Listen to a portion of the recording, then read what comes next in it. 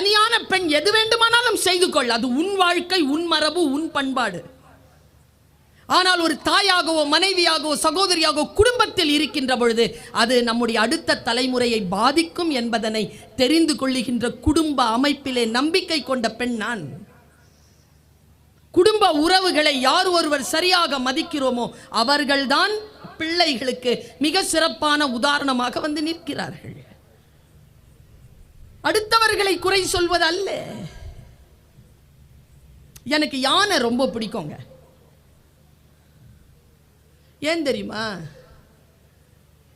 என்கிட்ட சில குணங்கள் உண்டு. நான் யானை கிட்ட அதை பார்த்துருக்கேன். என்ன குணம் தெரியுமா? எல்லா பெண்களுக்கிட்டையும் இருக்குது. யானை கிட்ட நீங்கள் எவ்வளோ வேணாலும் விளையாடலாங்க, அதுக்கிட்ட எவ்வளோ வேணாலும் வேலை சொல்லலாம், அதெல்லாம் செய்யும். கட்டுப்பட்டுருச்சுன்னு வச்சுக்கோங்களேன், சத்தியத்துக்கு கட்டுப்பட்டுருச்சுன்னு வச்சுக்கோங்களேன், செய்யும், எல்லாத்தையும் செய்யும்.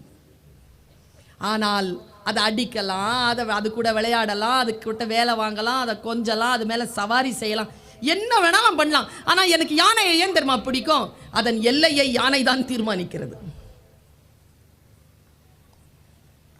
புரிந்தவர்கள் கைத்தட்டுகிறார்கள், மற்றவர்கள் மிரண்டு பார்க்கிறார்கள். ரொம்ப பிடிக்குங்க எனக்கு யானை. யானையினுடைய இன்னொரு ஒரு சூட்சமமான ஒரு விஷயத்த சொல்கிறேன். இப்போ நான் ஒரு 6 அடி வாசலுக்குள்ளே நுழையிறேன்னா குனிஞ்சிட்டு தான் நுழைவேன். நான் ஒன்றும் 6 அடி கிடையாது. ஆனாலும் அந்த 2-3 இன்ச்சு என்னால் இப்படியே நுழைய முடியாது, என்னால் கால்குலேட் பண்ண முடியாது. ஆனால் யானை இருக்குல்ல, என்னுடைய ஆறா அவ்வளோதான். ஆனால் யானையினுடைய ஆறா எவ்வளோ தெரியுமா? அது மேலே நீங்கள் அம்பாரியில் யார் உக்காந்தாலும் அது எந்த கம்பத்துலையும் உங்களை இடிக்காமல் கூட்டு போகும். மிக விழிப்புணர்வு உள்ள மிருகம் கஜ மிருகம். அதுதான் ராஜா. ஆக்சுவலி காட்டுக்கு மட்டும் அல்ல. அதனால்தான் நாம் விநாயகன் என்ற அந்த அந்த அந்த யானையை நாம் வணங்குகிறோம். மூலக்கடவுள். இங்கேயும் பாருங்க, விநாயகன் சிலை தான். வி அப்படின்னா என்ன அர்த்தம் தெரியுமா? தனக்கு இல்லைன்னு அர்த்தங்க. இல்லை, வி வி ஜெய் அப்படின்னா என்ன அர்த்தம்னா அவனை யாரும் வெல்ல முடியாது. ஜீத் அப்படின்னா என்ன அர்த்தம்னா அவனை யாரும் வெல்ல முடியாது. 2 பேருக்கும் ஒரே பேர் தான். வி அப்படிங்கிறது நெகட்டிவ் மொழியாசிரியர் இல்லையா? நான் வி நாயகன் என்றால் அவனுக்கு மேல ஒரு நாயகன் கிடையாது. He is ultimate. அதான் விநாயகன். இந்த மதுரை கோயிலுக்கு தான் ஒரு வாட்டி போயிருந்தேன். உள்ளே போக முடியாத சூழல் எனக்கு. நான் வெளியில் உட்காந்துருக்கும் போது ஒரு யானை, அந்த கோவில் யானை எனக்கு ரொம்ப பிடிச்சி போச்சு. என்கிட்ட 40 ரூபாய் இருந்தது.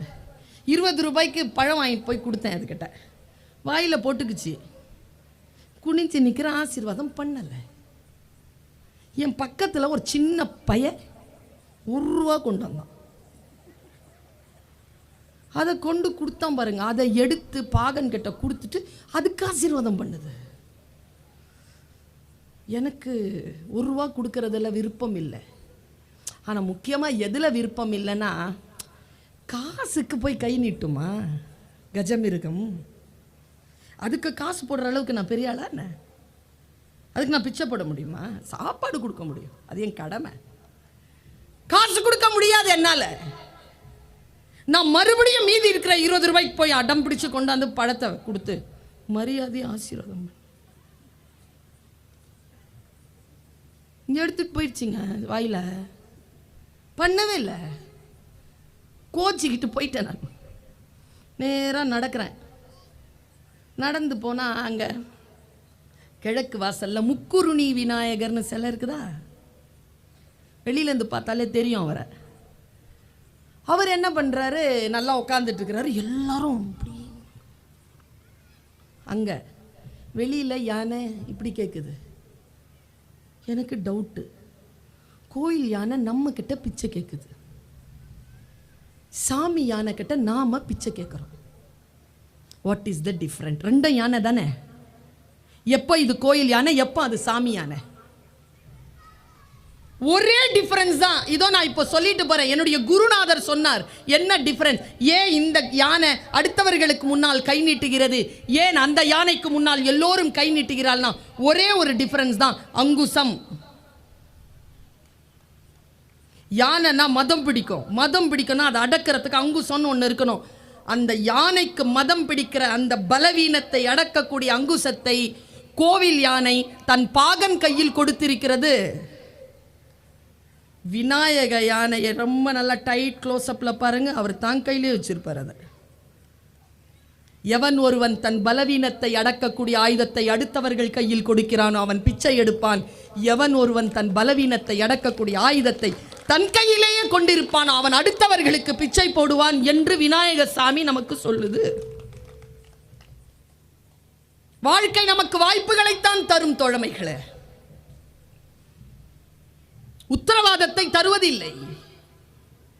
எந்த கல்லூரியிலும் எந்த பள்ளிக்கூடங்களிலும் பிள்ளைகளை சேர்த்தால் அந்த பிள்ளைகள் ஜெயித்து விடுவார்கள் என்று சொன்னால் தவறு. உங்கள் பிள்ளைகளை ஜெயிப்பதற்கான வாய்ப்பை இந்த பள்ளிக்கூடம் உருவாக்கி தரும். இந்த வாய்ப்பை யார் பயன்படுத்திக் கொள்கிறார்களோ அவர்கள் ஜெயிப்பார்கள். வாய்ப்புகளை கோட்டை விடுகின்றவர்கள் தோற்பார்கள்.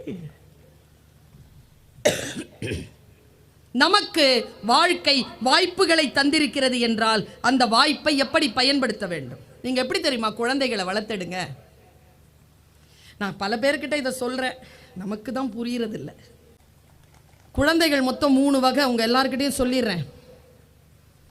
டான்ஸ் ஆடுவாங்க பாருங்க பிள்ளைங்க, நம்ம பிள்ளை மட்டும் ஸ்டக்காகி நிற்கும்.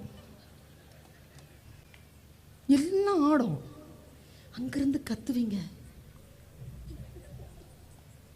அப்படியே பார்த்துட்டு நிற்கும். கூட இருக்கிற ஏதோ ரிப்பனை பிடிச்சி இழுத்துருக்கும், அதுக்கு பிடிக்காது. ரிப்பனை ஏன் பிடிச்சி இழுத்தன்னு சொல்லிட்டு அதை பார்த்துக்கிட்டே இருக்கும், பாட்டு முடிஞ்சிடும். நம்ம பிள்ளைக்கு தான் அது வாய்க்கும். சரியா? ஃபோட்டோ பிடிக்கும்போது போஸ்டே கொடுக்காது, எங்கேயாவது பார்த்துட்டுக்கோ, இங்கே பாரு. அதனால தான் அந்த சிவகாமி அம்மா அதை சொன்னாங்க, உங்களை மாதிரி புள்ள இருக்குமே தவிர அது நீங்கள் கிடையாது, அது வேற. நான் சொல்லட்டுமா? நான் டீச்சராக இருக்கிறேன், சொல்கிறேன். உங்கள் பிள்ளைக்கு மொத்தம் 2 முகம். பாட்ஷா படம் பார்த்தீங்களா? என் பேர் மாணிக்கம், ஆனால் எனக்கு இன்னொரு பேர் இருக்குமாங்கல்ல, அந்த மாதிரி இன்னொரு முகத்தை நாங்கள் தான் பார்ப்போம், நீங்களாம் பார்க்க மாட்டீங்க. எங்களுக்கு தான் தெரியும், அந்த இன்னொரு முகம் எங்களுக்கு தான் தெரியும். நான் இன்னைக்கு சொல்கிறேன், எழுதி வச்சுக்கோங்க. பிள்ளைகள் மொத்தம் 3 வகை. முதல் வகை சூப்பர் புத்திசாலி, நிறைய மார்க் வாங்கும், நல்லா படிக்கும், அடியே வாங்காது. அது நம்ம வீட்டில் இருக்காது. 2வது வகை நல்லா ஆடும் பாடும், பாஸ் பண்ணிடும், நிறைய சர்டிஃபிகேட் கொண்டு வரும், கப்பெல்லாம் கொண்டு வந்து காட்டி ஓரளவு சமாளிச்சிரும், அதுவும் அடிக்க வாங்காது. அதுவும் பல பேருடைய வீட்டில் இருக்காது. 3வது வகைன்னு ஒன்று உண்டு, புலி மூட்டைன்னு பேர். அதுக்கு அது படிக்கவும் செய்யாது, டான்ஸும் ஆடாது, சொல்கிற பேச்சு கேட்காது, எதுவும் செய்யாது, இருக்கும், கம்முன்னு இருக்கும். ஆனால் நான் ஒன்று சொல்கிறேன், எழுதி வச்சுக்கோங்க. இங்கே இந்த மேடையிலே இருக்கிறோம் அந்த 3 பேரும். இந்த பேசிட்டு போனார்ல கல்வி அதிகாரி, அவர் ஃபஸ்ட்டு வகை. நல்லா படித்து மார்க் வாங்கி சூப்பர் போஸ்டிங்கில். செகண்டு நான், பேசி கீசி ஆட்டம் பாட்டம் இல்லாமல். தேர்டுன்னு ஒன்று இருக்குதுல்ல, யாருன்னு பார்க்குறீங்களா? நம்ம பிரம்மன் சார். அது படிக்கவும் படிக்காது, டான்ஸும் ஆடாது, எது நடந்தாலும் சும்மா இப்படியே பார்த்துட்ருக்கோம். ஆனால் நான் சொல்லவா, இந்த திறமைசாலிகளையோ இந்த புத்திசாலிகளையோ நிர்வகிக்கிற நிர்வாகி, சம்பளம் கொடுக்கறது அவங்க தான். நல்லா தெரிஞ்சுக்கோங்க, இந்த மாதிரி பிள்ளைகள் இருந்தால் அந்த பெற்றோர்கள் பாக்கியசாலிகள். நாங்கெல்லாம் நிறைய சம்பாதிப்போம், அவர் நிறைய சம்பளம் கொடுப்பார். குழந்தைகள் யாருமே குப்பைகள் இல்லை. எல்லோரிடத்திலும் ஏதோ ஒரு திறமை இருக்கிறது. அதுவும் இந்த 21வது நூற்றாண்டில் 1000 வாய்ப்புகள் அந்த குழந்தைகளுக்கு இருக்கு. அதனால் அச்சப்படாதீர்கள். அறம் சார்ந்த கல்வியை, ஒழுக்கத்தை மட்டும் அந்த குழந்தை கற்றுக்கொண்டால் போதும். அந்த குழந்தை ஜெயிப்பது தவிர்த்து வேறு எந்த வழியும் இல்லை என்பதுதான் இன்றைய காலகட்டத்தினுடைய நிதர்சனம். நான் சொல்லுகிறேன், இந்த குழந்தைகளுக்கு நாம் எப்படிப்பட்ட அறிவுரையை சொல்ல வேண்டும்? ஒன்று மட்டும் சொல்லி கொடுத்துருங்க பிள்ளைக்கு. எப்பொருள் சொல்லுங்க, மீதி அப்பொருள் அப்படின்னா என்ன? யார் என்ன கேட்டாலும் உடனே பதில் சொல்லக்கூடாது, அது கிடையாது. எப்பொருள் என்கிட்டலாம் சிக்கவே கூடாது. நீங்கள்லாம், நான்லாம் ஃப்ரண்ட் பிளேயர். பால் வந்ததுன்னா பவுன்ஸ் தான். அதுக்கு அர்த்தம் வேறங்க. நான் கரெக்டாக சொல்கிறேன் பாருங்க, உங்களுக்கு புரியுதான்னு பாருங்க. உங்கள் குழந்தை ஷார்ப்பாக இருக்கான்னு மட்டும் பார்த்துக்கோங்க. ஒரு சென்டென்ஸ் பேசினா அதுக்கு புரியுதான்னு மட்டும் பார்த்துக்கோங்க. என்ன வார்த்தைகள் சொல்லுகிறீர்களோ அதை மறக்காமல் அது ஞாபகத்தில் வைத்துக் கொள்கிறதான்றது மட்டும் பார்த்துக்கோங்க. எந்த காம்ப்ளிகேட்டடான மேட்டரையும் குழப்பிக் கொள்ளாமல் அந்த குழந்தையால் புரிந்து கொள்ள முடிகிறதா? உங்கள் குழந்தை மிகப்பெரிய ஆற்றலோடு மிகப்பெரிய தலைமைத்துவத்திற்கு வரப்போகிறதுன்னு அர்த்தம். இதுதான் நம்ம குழந்தைகிட்ட இல்லை. ஃபர்ஸ்ட் மார்க் வாங்கணும். அப்போ யார் செகண்ட் மார்க் வாங்குறது? ஃபர்ஸ்ட் மார்க் வாங்கி நல்ல மார்க் வாங்கினீங்கன்னா இவங்களுக்கு தான் லாபம். நமக்கு ஸ்டேட்டில் ஃபர்ஸ்ட் ரேங்க் கொடுத்த பள்ளிக்கூடம்னு இவங்களுக்கு மெடல் கிடைக்கும். அந்த ஒத்த பிள்ளைக்கு தான் வாய்ப்பு, மற்றவங்களுக்கு. என்னுடைய பயணம் எப்படிப்பட்டது தெரியுமா? இந்த 340 பிள்ளைகளும் ஜெயிக்கணும். ஒன்று கூட தோக்கக்கூடாது, ஒன்று கூட உதிரக்கூடாது. அப்படி ஜெயிக்க வைப்பதற்கு என்ன செய்வது? குழந்தைகளுக்கு சொல்லிக் கொடுங்க. 98 வாங்குறது பெரிய விஷயம் இல்லைப்பா. நீ 30 வாங்கினாலும் அடுத்த தெருவில் 32 வாங்கு ராஜான்னு சொல்லிக் கொடுங்க. அடுத்த தெருவில் 36 வாங்கு ராஜா, போதும், ஃபெயில் தான் பரவாயில்ல, ஒரு 2 மார்க் அதிகப்படுத்திக்கிறியா, 4 மார்க் ஊக்கப்படுத்துங்க. ஒருவேளை 98 வாங்குறவ 92 வாங்கியிருந்தா அவ தான் ஃபர்ஸ்ட் மார்க்கு. ஆனால் ஜெயிக்கிறவனா நான் சொல்கிறேன், டீச்சர்னா நான் சொல்கிறேன், 98லேருந்து 92 அது தோக்குது, 30லேருந்து 38 உங்கள் குழந்தை ஜெயிக்குது. ஜெயிக்க வைங்க. தன்னைத்தானே ஜெயித்து கொண்டே பிள்ளை போகட்டும். யாரையும் அது வேடிக்கை பார்க்க வேண்டிய அவசியமே இல்லை. ஆனால் அப்சர்வேஷன் மட்டும் இருக்கணும். இந்த உலகம் எப்படிப்பட்டது, எதை இந்த உலகம் பேணி பாதுகாக்கிறது, எதை தள்ளுகிறது என்கின்ற அறிவை மட்டும் அந்த குழந்தைக்கு சொல்லிக்கொண்டே இருங்கள். வீட்டில் சூழலை சரிப்படுத்துங்கள். நான் இதை ரொம்ப மனசால நான் இதை சொல்றேங்க. நான் ரொம்ப மரியாதை வச்சிருக்கிற ஒரு மனிதரை பத்தி இப்ப சொல்ல போறேன். நான் இங்க எத்தனை பேர் அம்மாக்கள் இருக்கிறீங்கன்னு எனக்கு தெரியாது. தாய்மார்கள் இருக்கிறீர்களா? தாய்மார்களே கவனம். Being a mother is not a biological factor. அது உயிரியல் தன்மையால் வரக்கூடியது அல்ல. அது மாபெரும் பொறுப்பு, மாபெரும் பொறுப்பு. அது தாயாக இருப்பது என்பது மாபெரும் பொறுப்பு. எல்லா விதமான எல்லைகளையும் கடந்து அந்த தாய்மைக்குள் நின்று அந்த பிள்ளைகளை நீங்கள் கண்காணித்தே ஆக வேண்டும். இந்த டீச்சர் சொல்றாங்களா யாராவது உங்க பாப்பா பொய் சொல்றான்னு? மல்லுக்கு நிக்காதீங்க அந்த டீச்சரோட. நான் சொல்றேன், என் பிள்ளை பொய்யே சொல்லாது, சொல்லும். 4 பேரோட சேர்ந்தா என் பிள்ளை கெட்டு போகுது. அந்த 4 பேருக்கு லீடரே அவ தான். அது பேகலெல்லாம் இல்லை, அது ஒளிச்சு வச்சிருக்கிற விஷயம். அது பேகெல்லாம் தட்டி பார்த்தா ஒன்றும் கிடைக்காது. அது எங்கே வச்சிருக்கு தெரியுமா? அம்மாக்களே, உங்கள் தொலைபேசியில் வைத்து கொண்டிருக்கிறது. ஐக்ளவுடுன்னு ஒரு அக்கௌண்ட்டை ஓப்பன் பண்ணி அந்த அக்கௌண்ட்டுக்குள்ளே நீங்கள் போனாலும் உங்கள் ஃபோல்டரை தான் பார்க்க முடியுமே தவிர அவங்க ஃபோல்டரை பார்க்க முடியாது. கரெக்டாக வச்சிருக்கு.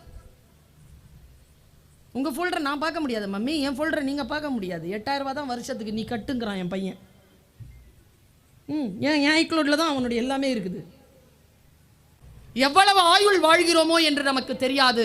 ஆனால் வாழ்கின்ற ஆயுள் முழுக்க புத்திசாலித்தனத்துடன் வாழ்ந்து போவோம். சொல் புரியணும் நமக்கு.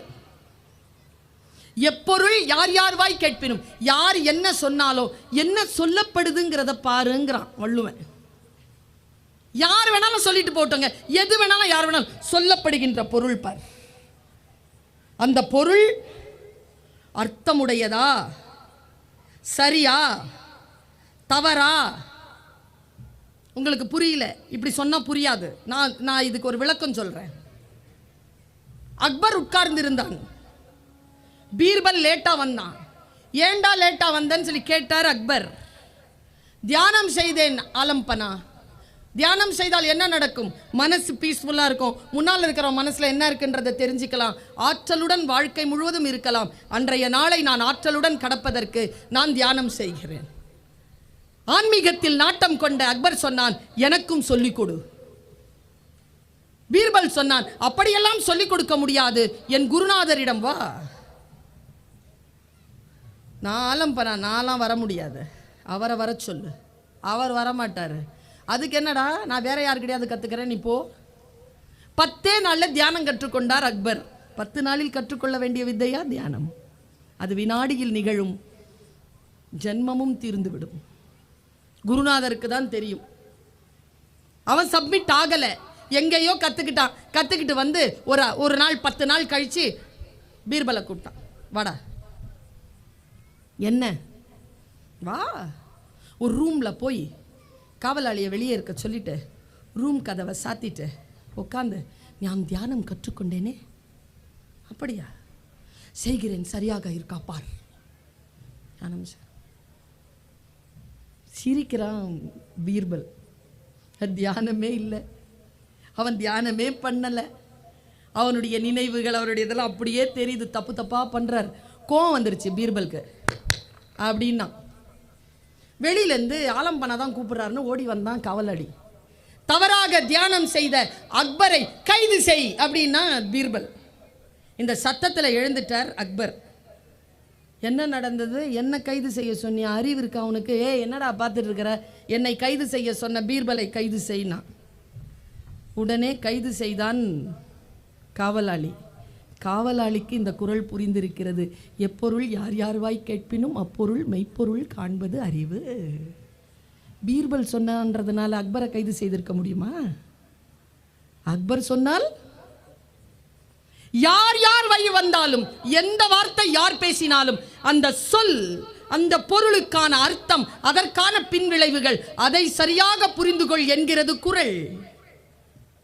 வேஸ்ட் ஆஃப் எனர்ஜின்னு ஒரு கருத்து படிச்சங்க. வேஸ்ட் ஆஃப் எனர்ஜின்னு ஒண்ணுமே இல்லை குழந்தை. இந்த உலகத்துல வேஸ்ட் ஆஃப் எனர்ஜின்னு ஒரு மேட்டரே கிடையாதான். ஏன் தெரியுமா? வேஸ்ட் ஆஃப் எனர்ஜிங்கிறது ஒரு ஃபார்முலா. இப்போ சிங்கம் இருக்கு, 100 கிலோமீட்டர் ஓடுது, அதுக்கு இரையே கிடைக்கல. ஒரு 1/2 கிலோமீட்டர் ஓடுது, இரை கிடைச்சிருச்சு. லா என்ன சொல்லுது தெரியுமா? இந்த 99.5% இருக்குல்ல, சிங்கத்தினுடைய எனர்ஜி வேஸ்ட் ஆனாதான் இந்த காடு, இந்த சூழல் எல்லாம் சரியாக இயங்கும். அது போற 1/2 கிலோமீட்டர்லயே எல்லா உணவும் அதற்கு கிடைத்து விட்டால் அத்தகைய சிங்கங்களால் இந்த உலகம் அழிந்து போகும். புரியுதா? அதனால் யார் எதை செய்தாலும் எல்லாவற்றுக்கும் ஒரு காரணம் உண்டு என்பதனை மட்டும் தெரிந்து கொள்ளுங்கள். இந்த பிரபஞ்சம் நம்மை பார்த்து கொண்டிருக்கிறது. இங்கே இருக்கக்கூடியவர்களில் யாருக்கேனும் இறை நம்பிக்கை இல்லையா? நான் சொல்லிவிட்டு போகிறேன். உங்களுக்கு இறை நம்பிக்கை இல்லை என்றாலும் இந்த பிரபஞ்ச சக்தியின் மீது கவனம் கொள்ளுங்கள்.